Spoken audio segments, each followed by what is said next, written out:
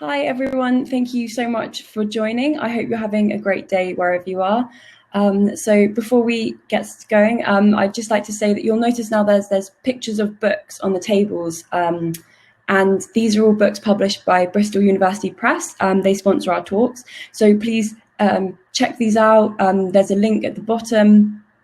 And you can find out more. So there's some really interesting ones there. I'd recommend you do so. And now I'd like to introduce our provocation speaker, Paul Roger, who is Professor of Peace Studies at Bradford University, and he's going to be talking about responding to pandemics and climate breakdown. So, Paul, if I can just invite you to come on stage. If you turn on your camera and microphone at the bottom.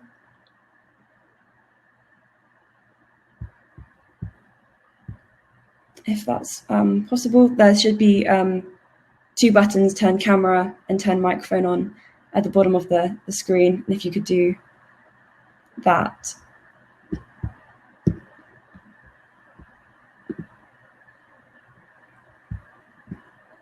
Would be great. If not, message me if you're having any difficulties.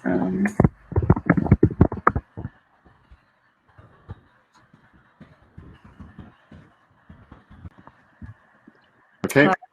Great. Well, I will leave you to it, and I'll be back for the Q&A at the end. Thank you very much. Hello. Well, very nice to talk to you this morning. It's not an easy day to talk because we've just heard that the coronavirus pandemic across the world is up to 1 million people killed and 30 million infected.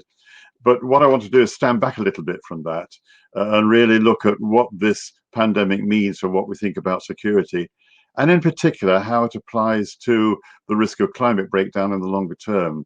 So we're dealing with things really at two different levels. What is happening now, which is a huge surprise compared with 8 or 9 months ago, and what that means for the future. And overall, where we really need to rethink what we mean by security. I mean, if you look at, say, just the case of the UK, where I'm speaking from, during the Second World War, Britain was subject to a lot of aerial attack. And during the whole of that war, 6 years of the war, within Britain, something like 40,000 people were killed, civilians were killed. The COVID virus has killed somewhere between 55 and 65,000 people in Britain in the matter of a few months. So in many ways, in that one instance of civilian casualties, it's actually been worse than the war. And more generally, the economic costs have proven to be huge. But we don't seem to be thinking about it in that way. We still spend huge amounts of money on our conventional attitudes to defense. And I think there's got to be some rethinking on that, because obviously nuclear weapons, aircraft carriers and the rest don't relate to security from pandemics, and they certainly don't relate to security from climate breakdown, which is the big issue over the next 30, 40 years. We may see the whole COVID episode as a very short-term thing, and it is, hopefully, even though it's overwhelming at present, but it has implications for the longer term. What I want to do first is just look a little bit at why and how we've responded to this pandemic. Were there warnings? Did we have strategies? Should they have worked? If not, why didn't they work? And what does that mean in the slightly longer term? As far as we know, the COVID pandemic is not yet at its peak worldwide. The numbers are rising in many countries, in Brazil, in India, in Russia, in the United States, certainly in South America, in Argentina, Chile, Colombia, and Peru. There are really major problems. And in Europe, in many parts of Europe, we're seeing unexpectedly a much bigger second surge than was believed to be likely to happen. Some countries have done very much better. In Southeast Asia, particularly countries that experienced the SARS pandemic, 17 or 18 years ago, they've used a combination of quarantine, isolation, test and trace really very effectively. And there are really quite few cases in countries such as Singapore, Cambodia, Laos, Vietnam, New Zealand, Taiwan, and South Korea, even though the problems could have been very severe there. But it's clear that other countries simply haven't learned. Now, I'll take the example quite briefly of my own country, Britain. We actually had a really very good, what was called a National Biological Security Strategy, which was published basically only, 2 years ago. And that set out the risk both from the deliberate use of diseases, but more particularly the risk of pandemics. And it pointed to the problems that would develop. And it set out the kind of strategy we should have for dealing with it. But the trouble is that although that was published, although it was actually published by the government, its prescriptions were not actually followed. And we were incredibly slow to realize what was happening almost in front of us. It was as though we didn't think it could happen to us. And even when there were major lockdowns in China, or even when it was developing in Europe, we simply did not take it sufficiently seriously. So that goes right back to January or February. We know some other things as well now. We know, for example, that the virus was circulating much earlier than people thought. But there were some indications back in November in Western countries that there was a problem developing in China. But again, it was very largely ignored. So in a sense, I think it's almost our kind of mindset was at fault here. Many epidemiologists and many people working in viral diseases were warning pretty regularly that there was a risk of major pandemics. And when the first news came through in Britain in December and particularly early January, hardly watched at all by government, people in the field were saying, look, you've got to watch this. And you could apply that to a number of other countries. The United States, a particular early example. But you compare that with what countries like Taiwan and Hong Kong did. Right at the start of the year, in fact, at the end of December, Taiwan was already checking incoming visitors from Wuhan. And Hong Kong and Taiwan was, and Hong Kong was very early in January. And right through, countries were a month, 2 months, sometimes even 3 months ahead. We're now really paying the cost for that. And many countries, even now, are not taking it sufficiently seriously. One would have to include Brazil and the United States on that. Does it mean that this thing is going to get worse and worse? Well, the other very positive side, and this really is, in a sense, the good news, is that we're seeing an incredible series of programs right across the world, 20 or more, to develop new vaccines. And the most recent information is that some of the vaccines which may be fully tested and effective could begin to be distributed quite early next year. There's even been talk of some being available for specialized cases before the end of this year. That may be a little bit presumptuous, I think, but essentially there is a great deal happening which is going to have its effect. As far as we can tell, I think it's a reasonable estimate that in the second quarter of next year, April, May, June, vaccines will begin to becoming available fairly generally. And by the end of the year, they may be having a really big impact on the virus. And if it is possible to combine quarantine, lockdowns, changes in behavior with the introduction of mass vaccination, this time next year, we should be well over the worst of it.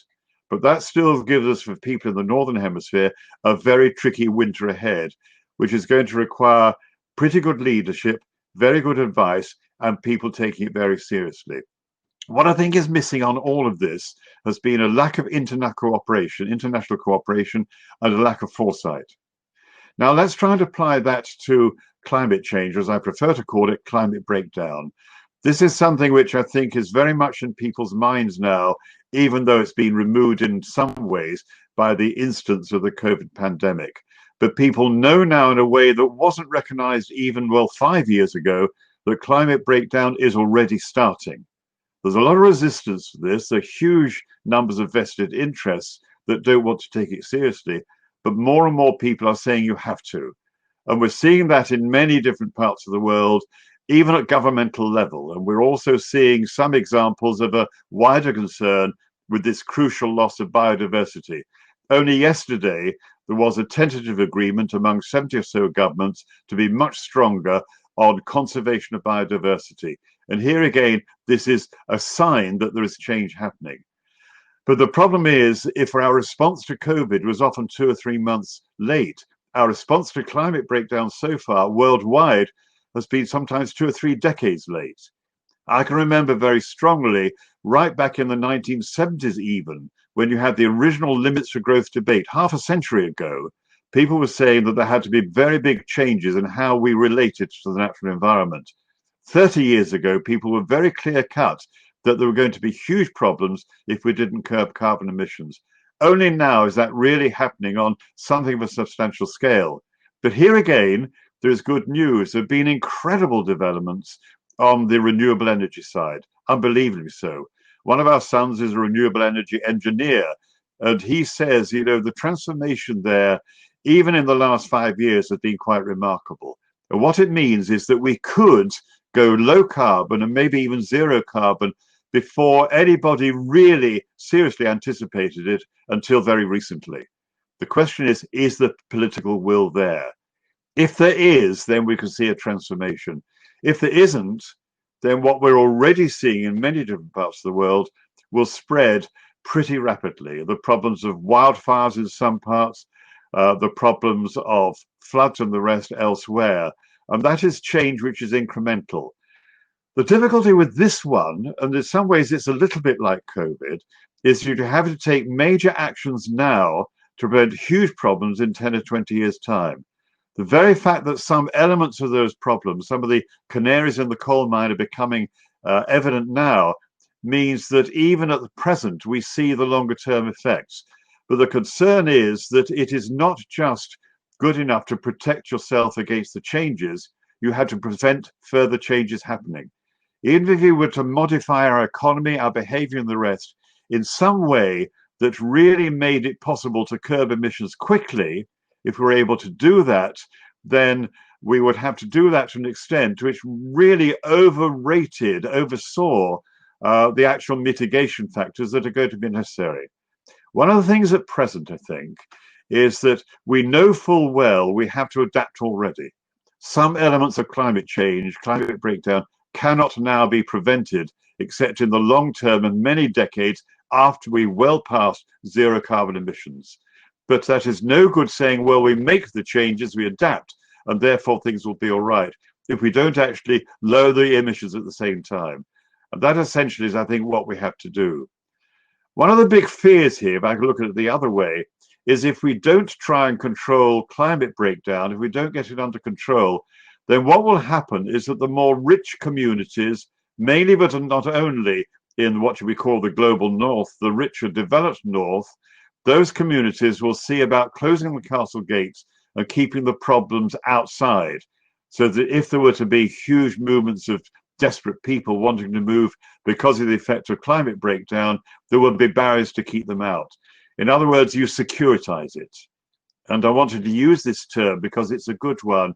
In the short term, you securitize COVID, you try and keep the problems at bay and make sure you, yourself, and your communities are protected. And with climate breakdown, you try and keep yourselves safe while not bothering too much about what happens elsewhere. But we are all one in an interconnected world. Why do we even think that way? Why do we try and securitize things? Well, I think the reason, in a way, is that it goes back to our understanding of what we mean by security. And we're still very dominated by a traditional, almost military view. If you go right back to 60 years ago, in 1960, an American president by the name of Dwight D. Eisenhower came to the end of two quite successful terms of office. He served two terms between 1952 and 1960. Eisenhower was a very interesting guy. He was on the Republican right politically. He was a Republican president, but in his own career previously, he'd been the highest placed military commander in the world. He was the supreme Allied commander of all the Allied forces in the closing stages of the war with Germany and Japan. But he had very considerable military experience. And he said that in some ways, our thinking on security is dominated by the security outlook, the military outlook. And in fact, he coined the term, or at least he popularized the term, military industrial complex. And that pointed to the way in which a kind of community of very large companies, researchers, university departments, military, defense secretariats were all immersed in a single complex, which basically reinforced each other. This is not to basically criticize the people concerned. They obviously were concerned with protecting their countries, and they were concerned with protecting their own jobs. But what Eisenhower warned about in his closing speech in January 1961 was that this military-industrial complex had to be kept under control. It had one place in our wider sense of security. And what we're seeing now, many years later, is an even more powerful entity. Now, I would stress it is not that people are in any sense evil or anything like that. It's the way the system operates. But what it tends to mean is that when we have major challenges, it's all too easy to see them as threats, not challenges to be overcome. We don't tend to go to the roots of the problem. We actually tend to look at, well, how do we respond to the risks that arise as a result of those challenges coming? And that, I think, is the third element in a way. We have to get to grips with COVID in a very strong, cooperative way. In the longer term, we have to learn from that to really tackle climate breakdown now, both in terms of mitigation and preventing further problems. And in both of those, we have to think differently compared with just meeting a particular threat with the necessary military responses. As I said earlier on, in many ways, nuclear arsenals, thousands of nuclear weapons, aircraft carriers, strike aircraft, and the rest, they basically are irrelevant when it deals with the greatest threat facing us present, the pandemic, and they're frankly largely irrelevant in dealing with the much larger challenges facing us with climate breakdown. So let me just finish in a way by saying, are there grounds for optimism in all of this?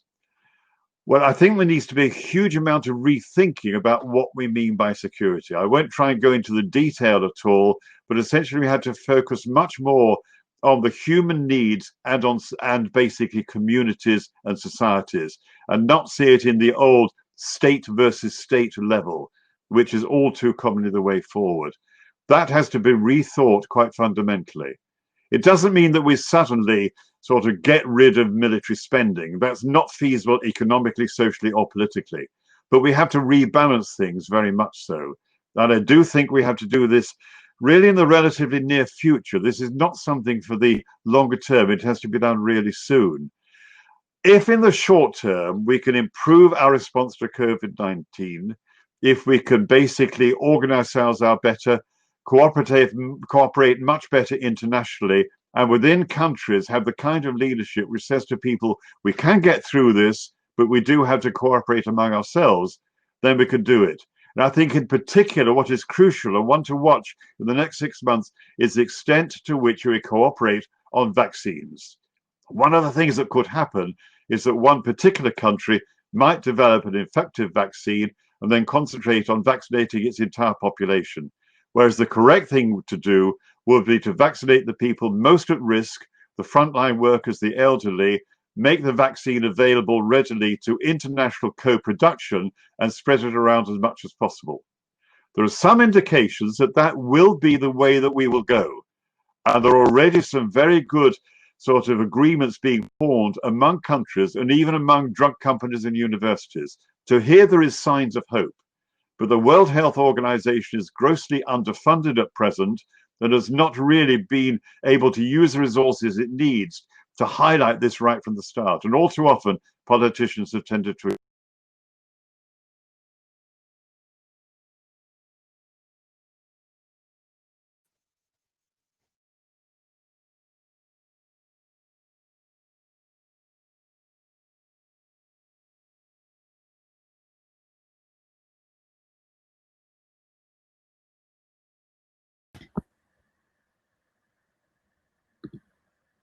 Oh, hi.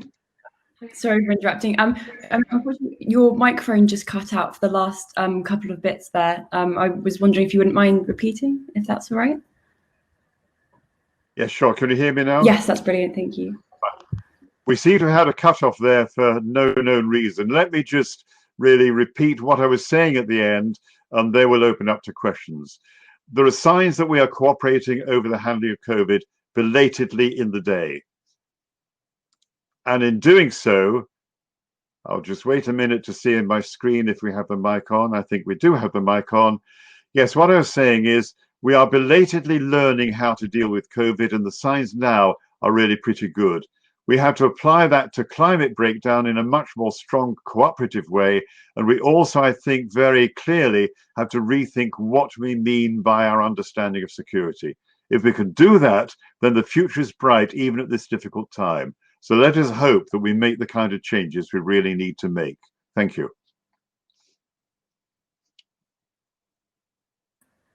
Thank you so much, Paul. That was fascinating. Really fascinating. It is.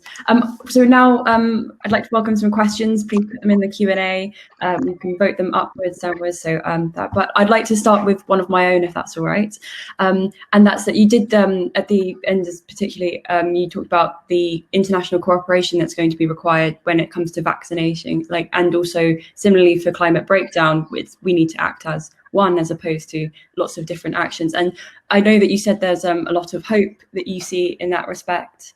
In terms of the agreements that are being made between drug companies and countries. But when, for example, there's the US purchasing, they bought out most of the medicine that was helped treat COVID patients. Do you think that that really is a likely event, that we will see this international cooperation? Well, I don't want to intrude too much on domestic United States politics, but I have to say, I think the election in just a few weeks' time is going to be a crucial one. The current United States administration government takes a very sort of nationalist view of this. I think you'll probably find a difference if Biden was to get in. Let's assume that he does, then you will get more intergovernmental cooperation. But the key point here is that even without that, we're actually finding that companies and universities and others outside of the United States are already cooperating much more. And this, I think, is a good sign. It is not anything like as good as it should be. And I have to say that I think many of the more populist leaders around the world, in Brazil, in India, in the United States, in Russia and elsewhere, really put their countries first at precisely the time when we need to have much more international cooperation. As I say, that may change in the United States, but if not, we just have to manage as best we can. And this is why I think really good international political leadership and leadership from opinion formers is really going to be essential.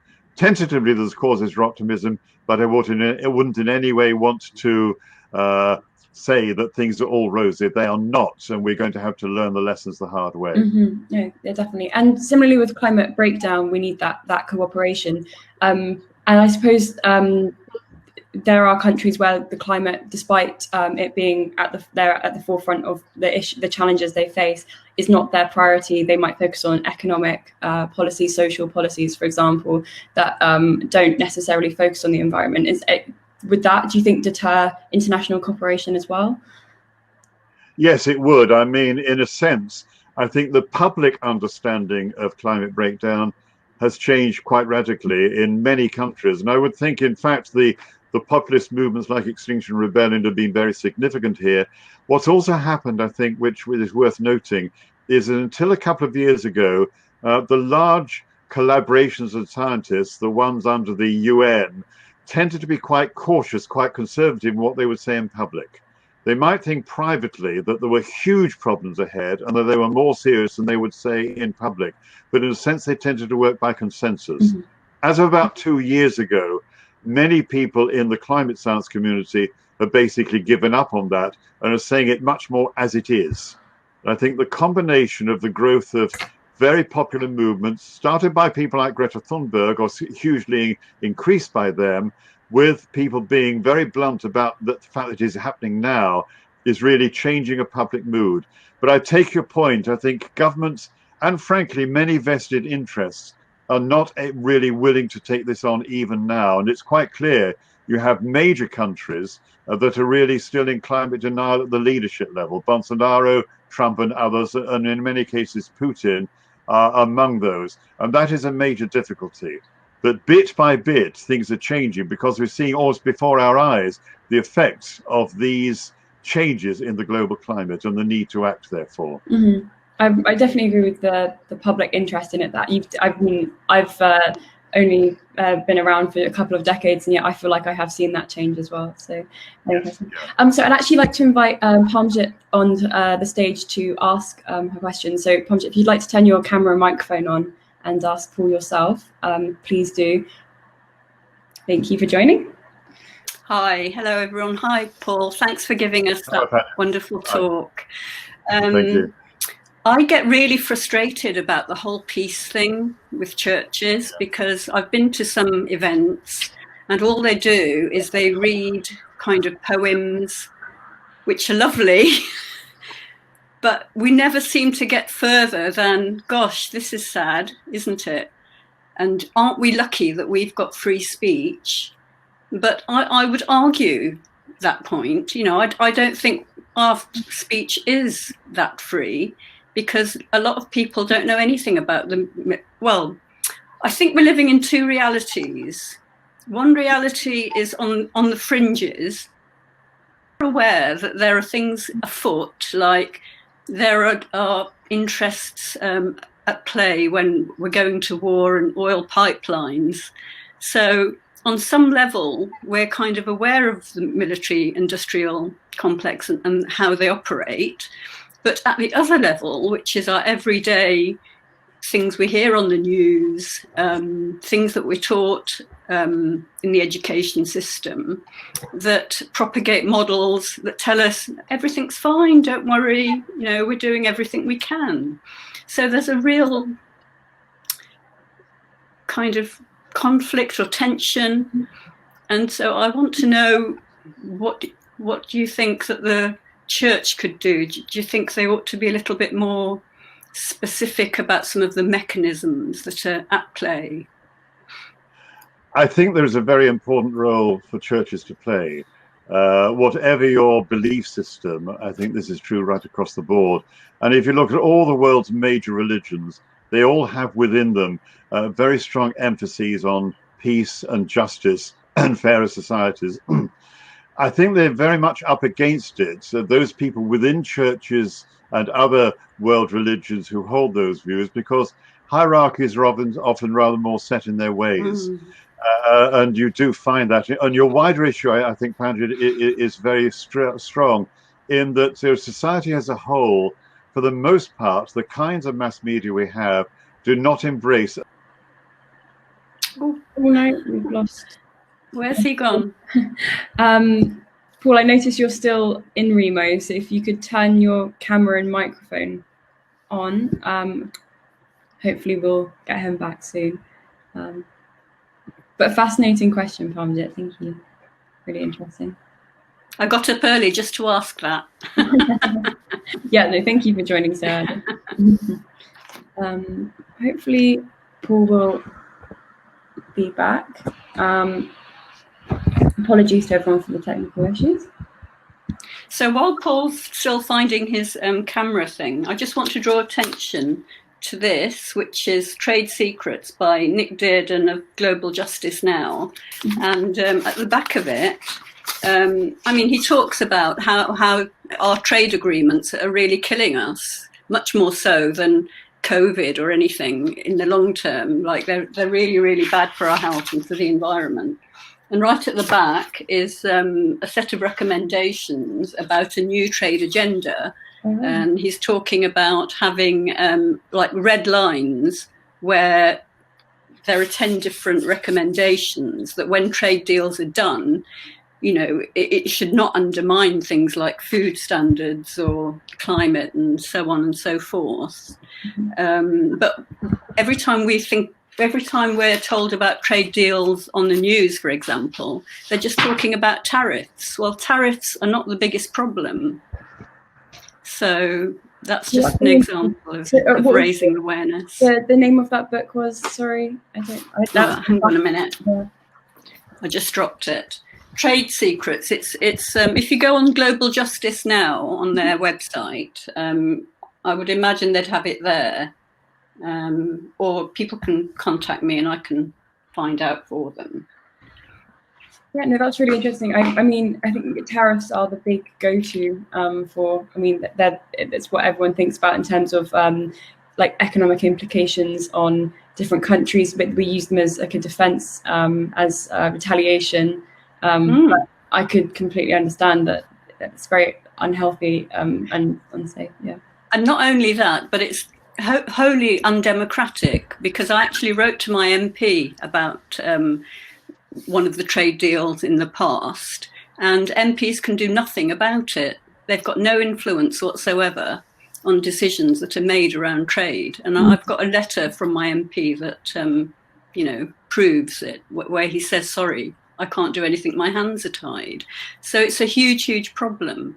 And it's much bigger than COVID, because at the end of the day, COVID is just like flu that's a little bit more virulent, perhaps, but not that much more virulent than pneumonia would be or flu would be. So, and I suppose it's a very complex issue generally, seeing as it's not just, I mean, the state set certain regulations and tariffs, but then the private companies, businesses all over the world, internationally, they're operating on massive networks that completely complicate the issue further. So I would, so there's levels and levels that we need to really tackle, fully, a little bit more face on than we are at the moment.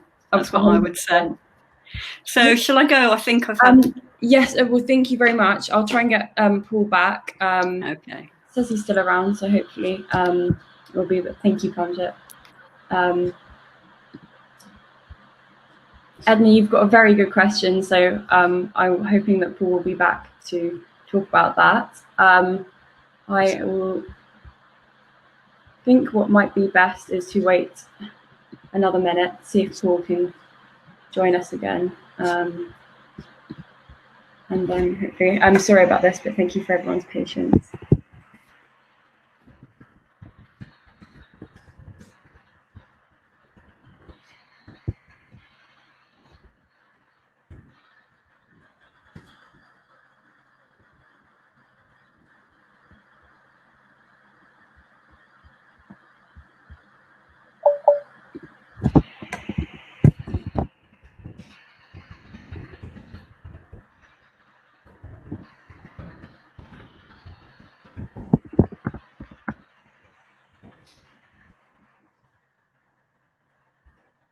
I would make 1 minute more, and then hopefully we can figure out what's gone on.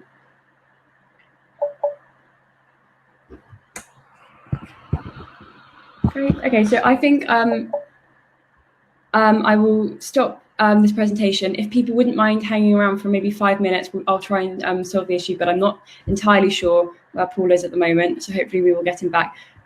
But thank you very much for your understanding, and hopefully we'll be back shortly.